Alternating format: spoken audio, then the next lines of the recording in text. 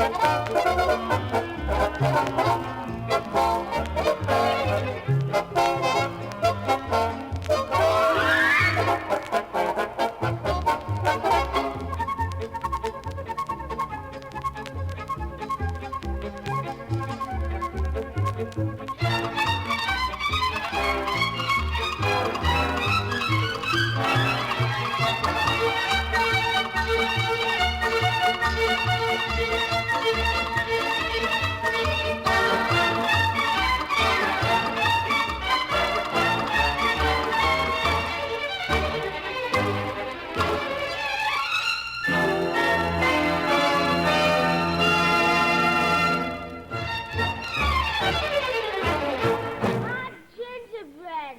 Wow!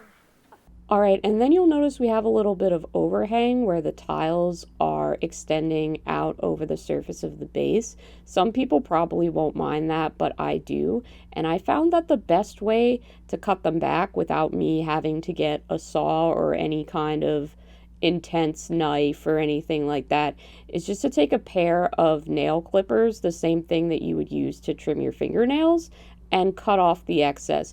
It does tend to go flying a little bit. So if you have eye protection, maybe wear it, or maybe don't be as violent about clipping the tiles as I was. And I would also just like to give a shout out to my top tier patrons, Paul, No, and Annie. Thank you so much for your support. You guys have been supporting me on Patreon for like a year now. That's incredible. I am so, so grateful to have wonderful supporters. If you'd like to join them, I do have a Patreon. I also have a Ko-fi, and I have a Discord server. The Discord server is free to join. You don't have to be a patron. You can just come hang out with us if you want. All right, now we gotta paint the base rim black, and we just gotta glue the model to the base, and then we're all done. It's a pretty simple basing scheme, and I really think it's effective, so I hope you like the way that it turned out. If you did like this video or just enjoy watching the old little cartoons that I sprinkle in there, leave a like, leave a comment, and I'll see you guys in the next one. Thank you so much.